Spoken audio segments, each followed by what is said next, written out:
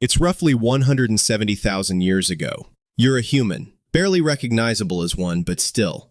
You wake up, stretch, look around at the African savanna, and at absolutely no point do you think, you know what would really complete this morning? Pants. And here's the thing. You're not cold. You're not embarrassed. You're not making a fashion statement. You are, by every biological measure, completely fine without them. Which is strange when you stop and think about it, because you are also the only large mammal on this planet that is essentially naked. Not mostly hairless, not lightly furred, naked. A lion has a coat, a wildebeest has a coat, a baboon, your distant cousin who shares roughly 94% of your DNA, has a coat. You have, and I say this with genuine respect for the situation, basically nothing.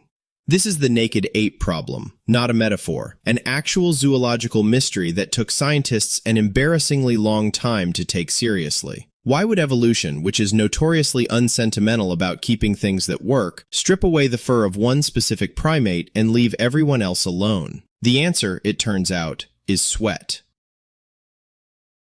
You have somewhere between 2 and 4 million sweat glands distributed across your body. That is more than almost any other animal on Earth. And that number isn't a quirk, it's a weapon. On the open savanna in the brutal midday heat, you can do something no other large predator can do. You can run something to death. Not because you're faster, you're not, but because you can cool yourself while you run, and they cannot. A horse overheats, a deer overheats. You just keep going, sweating relentlessly, outlasting everything with legs, which honestly is one of the more quietly terrifying facts about human beings. But here's the wrinkle. That same naked, sweat-drenched body that made you the apex endurance predator of the African savanna, it is a liability the moment the sun goes down, or the moment you leave the savanna, or the moment the climate shifts. And the climate, as it turns out, was about to shift dramatically. So what does a body do when the sun goes down and the temperature drops 15 degrees in an hour? If you're a lion, you have fur. If you're a baboon, you have fur. If you're a human being on the African savanna 170,000 years ago, you have a problem. The same nakedness that made you a lethal endurance hunter at noon becomes a genuine liability by midnight. Evolution handed you the perfect body for one very specific set of conditions, and then, apparently, considered the job done. This is where ochre enters the story. Red ochre, iron-rich pigment ground to a powder, mixed with fat, shows up in the archaeological record at sites across southern Africa going back at least 100,000 years, possibly further. Researchers have found ochre-stained grinding stones, ochre-stained shells used as containers, ochre applied to objects, and almost certainly to skin. The standard interpretation is symbolic: body paint, ritual marking, early art. And that's probably true. But there's a second interpretation that doesn't get nearly enough attention. Ochre, applied thickly to skin, blocks UV radiation. It also repels insects. It may have provided a modest barrier against wind and cold, which means the first thing humans put on their bodies, before any animal hide, before any woven fiber, might have been paint. The original outfit, applied with your fingers, washed off in the river. There's something almost funny about that, until you realize it means humans were solving the clothing problem for potentially tens of thousands of years before they invented clothing. The body knew it needed protection, the solution just wasn't textile yet. And then the climate shifted. Not gradually, not politely, the African continent cycled through periods of intense drought and cold that would have made the savanna genuinely hostile. The comfortable middle ground that had made nakedness workable started to shrink. Paint wasn't going to cut it anymore. At some point, someone picked up an animal skin and kept it. That moment, whenever it happened, wherever it happened, changed everything that came after it. Here's where it gets genuinely strange, because the best evidence we have for when humans started wearing clothes doesn't come from caves. It doesn't come from ancient garbage heaps or burial sites or rock paintings. It comes from lice, body lice. Specifically, the moment they split off from head lice and became their own species. Stay with me. Head lice live in hair. They have lived in human hair for millions of years, going all the way back before we were fully human. Body lice are different. They live in clothing, specifically in the seams of clothing, because that's where they lay their eggs. No clothing, no body lice. It's a simple relationship. And because lice evolve at a measurable rate, geneticists can look at when body lice and head lice diverged from a common ancestor and work backwards to figure out when, approximately, humans started wearing enough clothing to give a new species of parasite a place to live. Researchers at the University of Florida ran exactly this analysis. The answer they got was roughly 170,000 years ago. Give or take, accounting for different methodologies and a range of estimates across multiple studies, the window is somewhere between 83,000 and 170,000 years ago. A parasite is our most reliable fashion historian. I find this either deeply funny or deeply humbling, possibly both.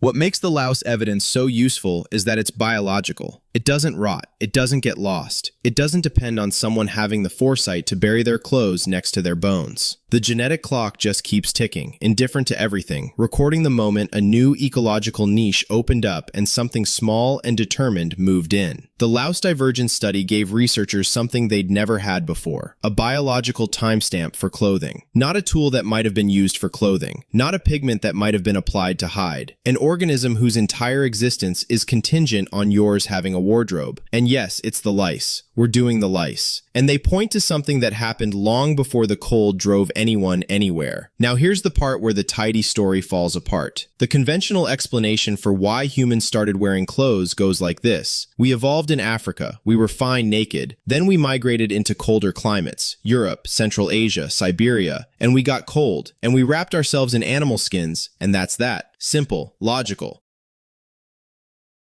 A perfectly reasonable sequence of events that any sensible person would reconstruct from first principles. Except the louse data puts clothing at 170,000 years ago, and the first major human migration out of Africa didn't happen until roughly 70,000 years ago. That's a gap of 100,000 years. Clothing didn't follow the cold came after, which means something else drove it first. The physical evidence backs this up in the most specific way possible. In Denisova Cave in the Altai Mountains of Siberia, a site that has already produced more surprises per square meter than almost anywhere else on Earth, archaeologists found a needle, not a pointed stick, a needle with a bored eye, carved from the hollow bone of a bird, small enough to sit in the palm of your hand. It dates to roughly 50,000 years ago. Someone made that needle, threaded something through it, and sewed. That is not the behavior of a species that just discovered clothing. That is the behavior of a species that has been refining clothing for a very long time. If this is the kind of thing that gets you, drop a like, leave a comment. It genuinely helps. Anyway.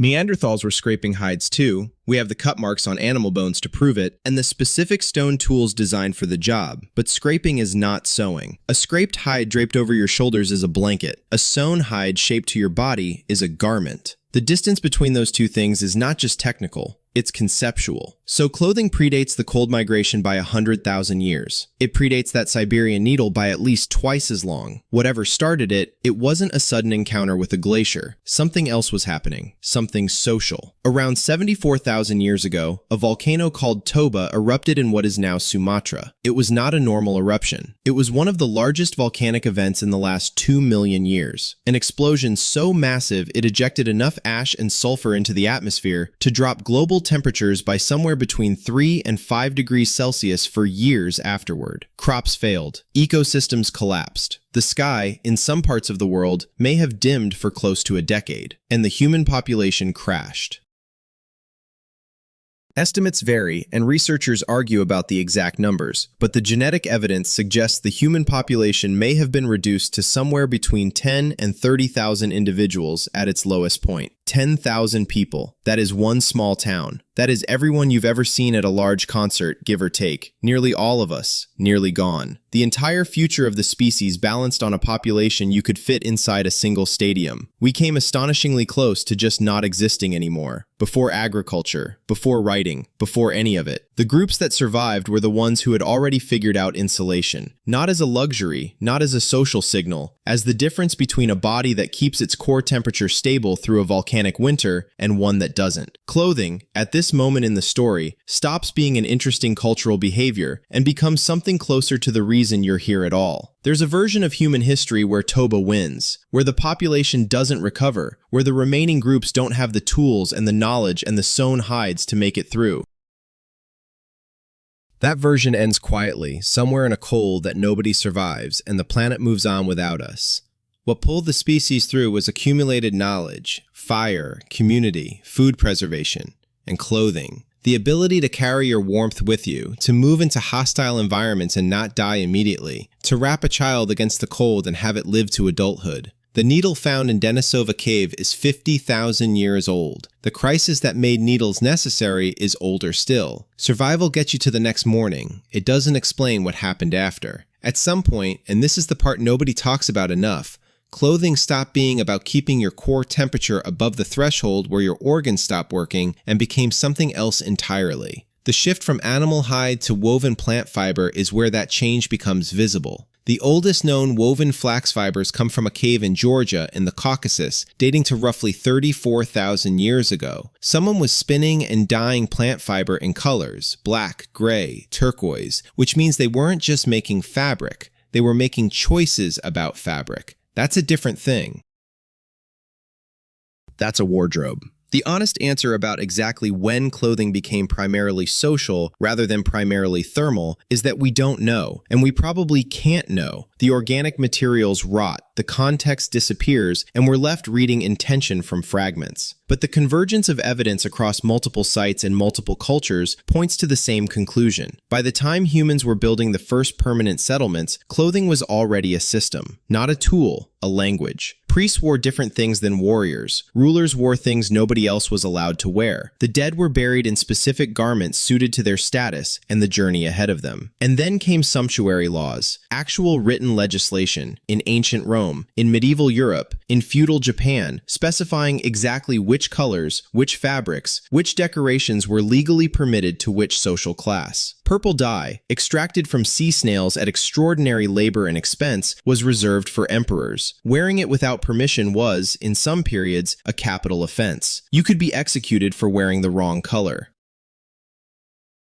The same impulse that made someone on the African savanna smear ochre on their skin and keep a particular hide for particular occasions eventually produced entire legal systems built around the politics of cloth. We are constantly, compulsively communicating who we are, what group we belong to, what status we hold. Clothing just became the most visible medium for doing it. It was never really about warmth. Not entirely. Not even close. Think about what you put on this morning. Maybe you didn't think about it at all. That's sort of the point. You opened a drawer or a wardrobe or a pile on the floor that you're not ready to deal with yet, and you made a series of small choices so automatic they barely registered as choices. This color, this fabric, this version of yourself, assembled in about 4 minutes, that you then carried out into the world and presented to every person you encountered. That person on the African savanna 170,000 years ago, the one who woke up, stretched, looked around, and had absolutely no thoughts about pants, was doing something structurally identical. Not identical in complexity, but identical in kind. They had a hide they kept for particular occasions. They had ochre ground to a specific color, applied to their skin in a way that meant something to the people around the fire. They were signaling. They were communicating. They were, in the most direct sense available to them, getting dressed. 170,000 years of accumulated human behavior, and the through line is unbroken. The question of why humans started wearing clothes turns out not to have a single answer. It was thermoregulation, and it was survival, and it was status, and it was identity, and it was the slow accumulation of a technology that eventually became a language so fluent you speak it every day without noticing. The lice tell one part of the story. The needle tells another. The volcanic winter tells another still. They all point to the same species, doing what this species has always done, solving a problem, and then immediately finding 17 other uses for the solution. You are doing exactly what that person was doing, wrapped in ochre-stained hide, standing around a fire that was the only warm thing for a very long distance in any direction. The difference is, you have more options. And a washing machine. And if you're anything like me, still somehow nothing to wear. Would you go back and live without any of it? Let me know in the comments.